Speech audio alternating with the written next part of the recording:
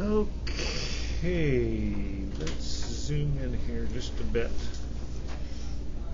All right, so last year you had a chapter on exponential functions and logarithms. This year you have one section on it, and that's section 5, and this is the second half of that.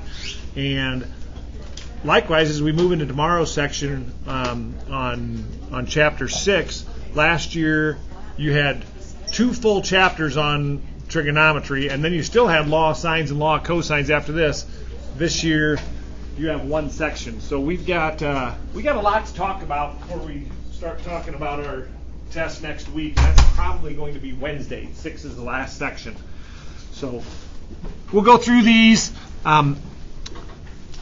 Logarithmic graphs we're dealing with were to draw the graph and determine the domain and the range. Rewrite the logarithm as an exponential form. I'll talk about that in a little bit. And plot at least 3 quality points. Quality points, I'm assuming those are just 3 nice to find, easy points, preferably integers, and we don't have to deal with a mess. Because of that, I'm going to start on B. It's a much better warm-up problem than A. If we're going to be doing this trying to use our calculator. Now,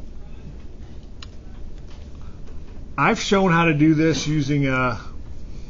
I've shown how to do this using a stamp method that I've talked about. So we would choose x, we would add 1, and we would then take log base 2.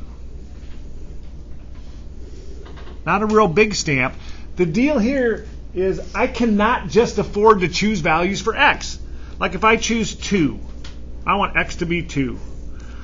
Then I get log base 2 of 3. This is the exponent that turns 2 into 3. I don't know what it is. Something between 1 and 2.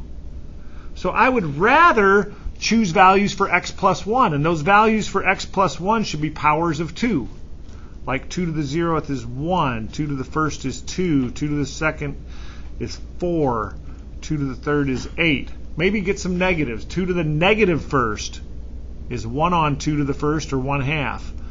2 to the negative 2nd is 1 on 2 to the 2nd, 1/4. Those are the values I want for log base 2. And if this was log base 3, I'd use 1 and 3 and 9 and 1/3 and 1/9. All right, that makes sense? So every log base 2 graph I do, I'd have those values. Well, what is the exponent that turns 2 into 1? 0. 2 into 2, 1. 2 into 4, 2. 2 into 8, 3. 2 into 1/2, -1. And 2 into 1/4, -2. That's probably overkill for what we're going to need. Then, what would x need to be in order for x plus 1 to be 1? Well, I got to subtract 1 moving back. So I get 0 and 1 and 3 and 7 and -1/2 and 1/4 minus 1, -3/4. One more thing I probably ought to do is say, oh yeah, x plus 1. Can x plus 1 be 0 and go into logarithm? No, I can't get 0. This is the exponent that turns 2 into 0. No, 2 can't get turned into 0. 2 can get turned into like 0.00000 something, but it can't be 0. So x plus 1 has to be greater than 0. Therefore, our domain could be written as x is greater than -1. Preferably, we're in calculus now. That would mean start at, parenthesis, start at -1 and move on to infinity. Okay. All right, let's plot our points. And I'm going to show you an alternative to this stamping method, which I think you're going to like. Put in 0, get out 0 when we're done. Put in 1, get out 1. Put in 3, get out 2. Put in 7, 4, 5, 6, 7 to get out 3. Then we're probably off the chart. Put in -1/2 to get out -1. Putting -3/4 to get out -2. We're seeing that asymptotal behavior as we get close to -1, aren't we? So we have an asymptote at x equals -1.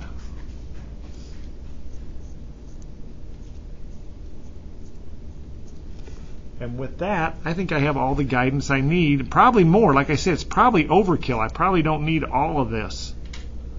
Maybe just a point here, a point here, a point out there, but a lot of information. Okay. We're supposed to state domain and range. I've got domain.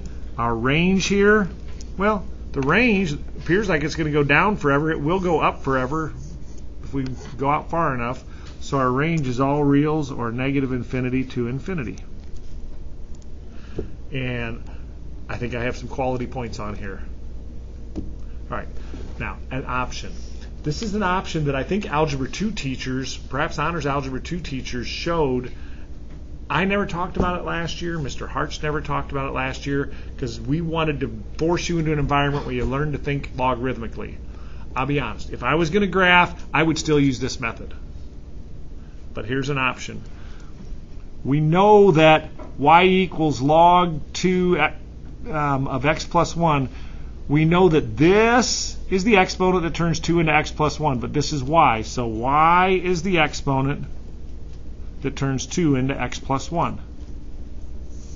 So if I jot that down, and now I'm going to solve for x. And I get x equals, it was 2 to the y, and now it's minus 1. I think some of you are going to prefer this, but you don't have to do it this way by hand. So now in my xy chart, I'm going to choose values for y. And if I put in 0 for y, I get 2 to the 0th, 1 minus 1, 0. There's my 0, 0 point. If I put 1 in for y, I get 2 to the 1st minus 1, 1 for x. There's my 1, 1 point.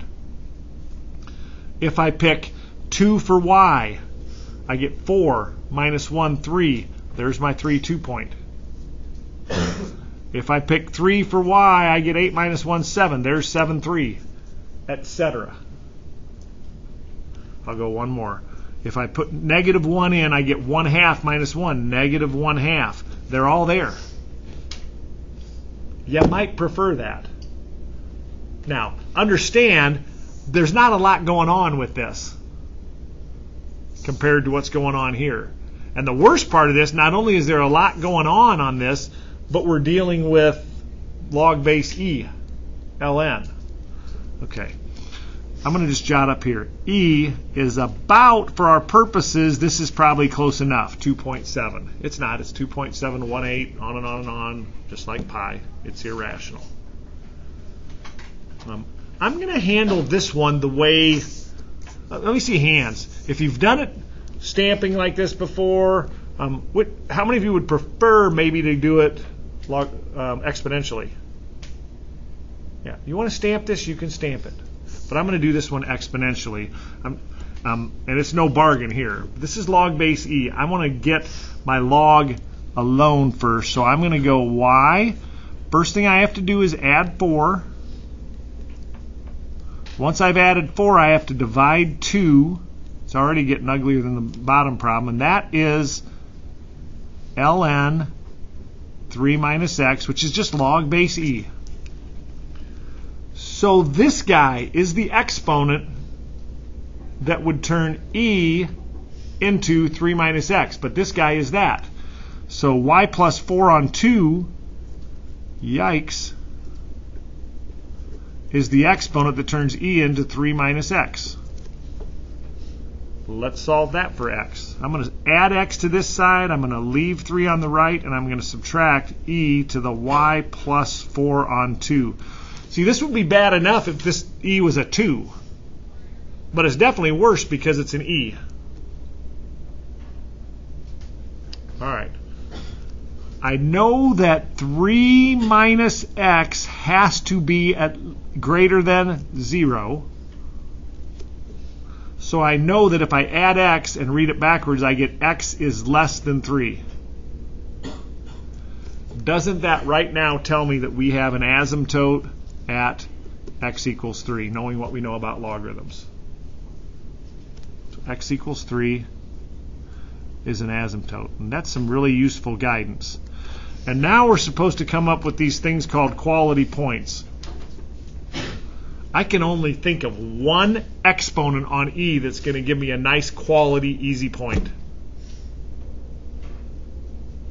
Let me see hands if you can come up with the value of y I want to use first.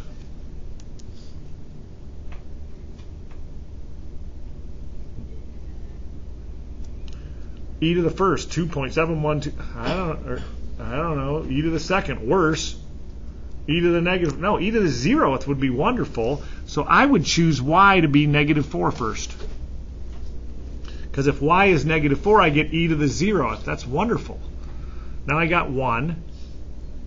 3 minus 1, 2. 2, -4. That's a really quality point. If I know where my next point is, I know if my next point's above, I'm coming down into the asymptote. If my next point's below, I'm coming up into the asymptote. But the next points aren't going to be so pretty. My next favorite might be to get e to the first. So y would have to be -2, right? Got to do a little pre-planning. But if y is -2, I get 2 on to e to the first. So I'm going to go -2. E to the first, about 2.7. 3 minus about 2.7 is about 0.3. Semi-quality point. So x, 0.3, I'm down 2. So somewhere right in about there. And I'm pretty comfortable, because we know a little bit about the shape of these curves, that we got that. But I'd like to get another target point. We got a lot of graph. If I start running this off the graph, I ought to at least be close. I went from -4 to -2. I think it's silly to choose an odd number here. You with me? I'd like to cancel that too, so I'm going to put in 0. And now I've got e to the second. 2.7 times 2.7. And now if we didn't have a graphing calculator, we could multiply that out, but that is 7.29. Its power's a 3, so I could do it that way, but it's about 7.3. You can check that for me if you want to, but I think 7.29, 2.7 squared. So e squared about 2.7, not exactly, about 2.8. I got 3 minus that. No, I'm sorry, about 7.3. 3 minus about 7.3 is about -4.3. So at about -1, 2, 3, 4.3, I'm at 0. And now I'm feeling like, okay, that's pretty good guidance. That's a less and less quality point as I move away from, as I start multiplying errors. 2.7 times 2.7 is not enough. Okay, so we got what we need. We've got an asymptote at x equals, well, I got it up here, x equals 3, got that. My domain from left to right exists from -infinity until I get over to 3. So -infinity to 3. Do not call that 3 to -infinity and scan right to left. I'm going to count points off on that. So -infinity we don't get to, and 3 we don't get to. All right? So that's kind of messy. Doable though. All right, backside. Boy, we've been doing this one already. I want to get rid of t. I got 2 options. Well, I got infinity options, but I got 2 reasonable options. I can take ln of both sides or log of both sides. Or if my calculator would allow for it, and I'm using my calculator, I could take log base 1.045. I'm going to use ln. The beauty of ln is t comes out in front. So I get t ln 1.045 equals ln 2. And the common mistake here, we know we need to divide away. I will see people kind of consolidate the ln's and try to make this ln of 2 on 1.045 and put all that here. But it's ln 2. This is its own number. ln 1.045. That's not a single ln. Our other option here is t could have been log base 1.045 of 2. Those are exact answers. And I'm going to ask you to, in your calculator, find either one of those for me. I want that to 4 decimal places. I don't know that one, so I'm going to let you guys help me.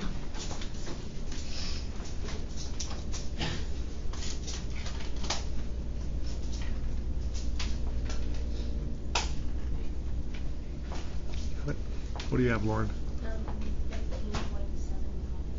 15.75. Let's go to 4 decimal places. 7473. 7473. Okay. So we understand this is an approximate answer. Can I get a head nod if that's confirmed? Okay. So we're good with that. Then it says support your solution graphically. Maybe a better way of thinking of this is, hey, if you were allowed to use your graphing calculator to just come up with an approximation, what would we do? And you got 2 choices here.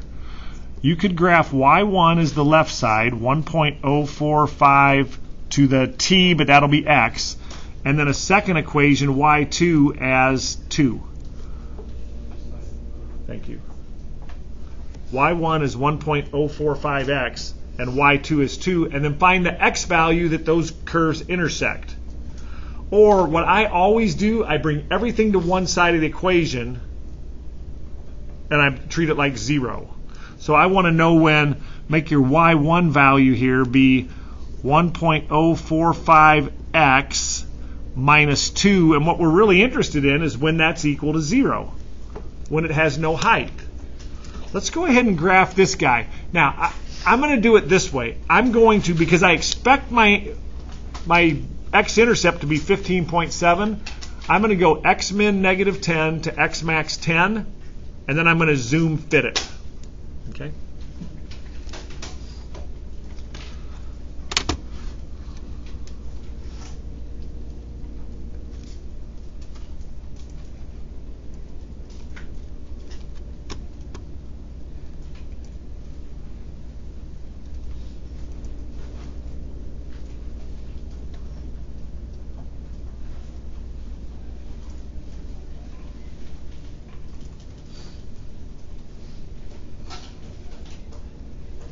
And along the process to get here, there's my function. Back to my graph. Again, window, I actually chose 10 to 20. Did I say negative 10? 10 to 20 because I expected my answer to be around 15. I found it. My y-min, y-max, pretty narrow here, pretty small range, but that just kind of helps space out the graph. So then we just second calc 0. You know what we're doing here. Second calc to 0. Get a little bit to the left, stamp, get a little bit to the right, stamp. Want me to guess? No, I want you to tell me what it is. No guessing. 15.7473. We got it. Okay, that's not bad.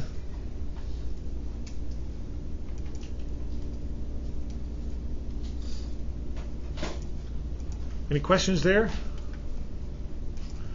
Okay, so neither one of those processes is too bad at all.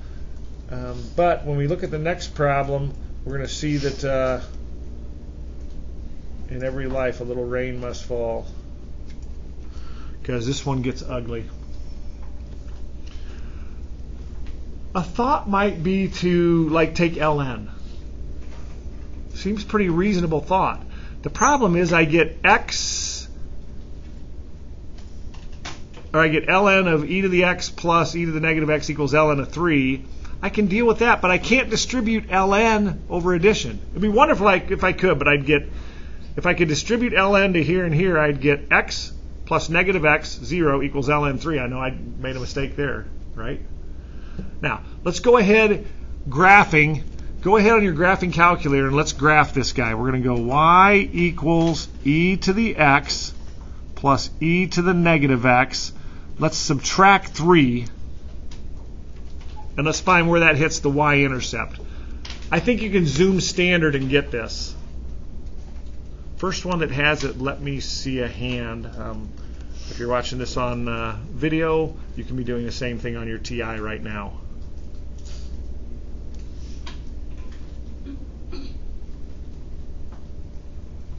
I believe there's 2 values. Just give me one of them.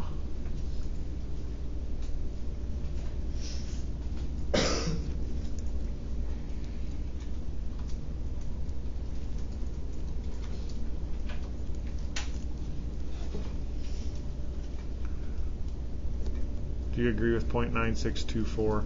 Yeah, you can check that. And I believe that the 0 to the left is negative 0.9624.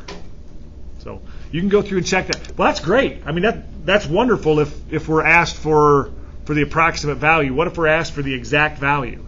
It's an irrational. It would have been wonderful if we did this in our calculator and did second calc 0, and that came up to be 1, or something that we knew it was exactly right. Okay, so back to the algebra part. No problem with the calculator.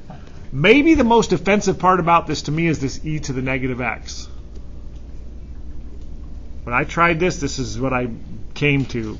I multiplied by e to the x. Why is that helpful?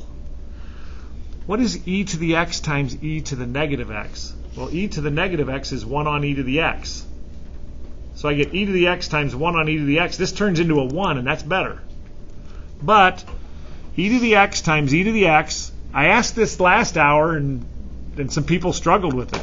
Well, what is x to the second times x to the third? We just add the exponents. So e to the x times e to the x is e to the 2x. Plus 1. Oh, that's looking better. But now it just gets muddy on the other side. Okay. We would call this an exponential equation because there's variables in the exponents. But we could call this something else too. And the big hint is there's 3 terms. If there's 3 terms, I am begging for this to be what kind of an equation? What 3-term equations are we best equipped to handle? Quadratics. Is this quadratic? Well, let's regroup like we would if it was quadratic. E to the 2x minus 3e to the x plus 1 equals 0. Our typical old quadratic equation might look something like this. A to the second minus 3a plus 1. Is this quadratic? I got an exponent that's twice as big as this exponent, and I've got none of my a's here. I've got an exponent that's twice as big as this exponent, and I've got none of my e's there. This is quadratic. Now, I'd love it if this factor, but there are no factors of 1 that add up to negative 3. So the rain keeps falling. Not the easiest algebra problem. So if only there was a formula to handle quadratics. We're going to have to go quadratic formula. When I go quadratic formula on this, though, I'm solving for a, right? So when I go quadratic formula on this, I'm not solving for x. I'm solving for e to the x. So e to the x equals... Thanks.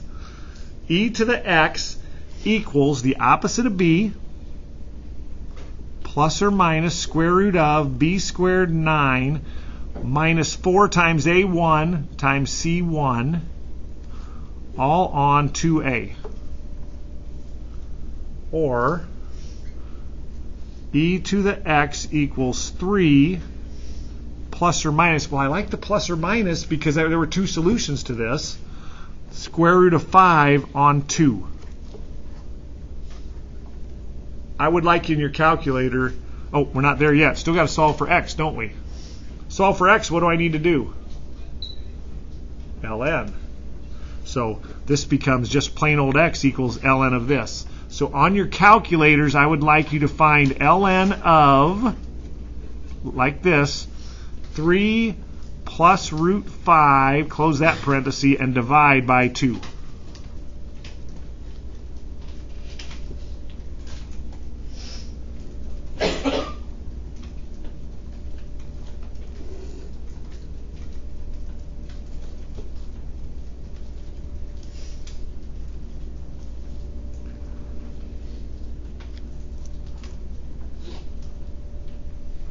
.9624, right? That's a lot of fun, huh? That's AP Calc worthy work right there. Actually, that's like Honors Algebra 2 on steroid work right there. All right, we'll talk more about those. Let's take a look at this guy. First off, I can't solve this equation. I mean, I got y's and x's in it, but I could possibly solve for y. This one's going to get ugly, but I don't think this is going to get ugly like B got ugly. I think everything's fairly straightforward here. There's just a fair amount of things to do. If I'm going to solve this thing for y, I'm going to isolate my ln. I'm going to get my y as isolated as I can conveniently. So I'm going to leave x on the other side. I'm going to leave minus ln x, and I'm going to add ln 3. And you may even notice that, hey, I've got a ln 3 minus an ln x over here, right? What can I do with ln 3 minus ln x? Properties of logarithms. Yeah. We can combine them and turn it into like division, ln 3 on x, right? So this, I could even make this be x. That would actually be plus ln 3 on x.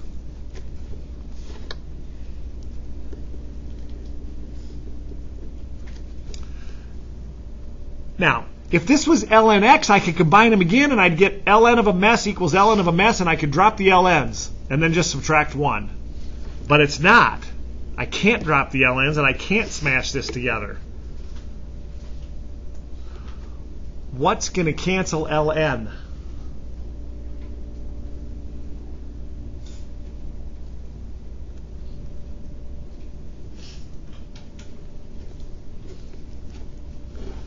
e to the is going to cancel it.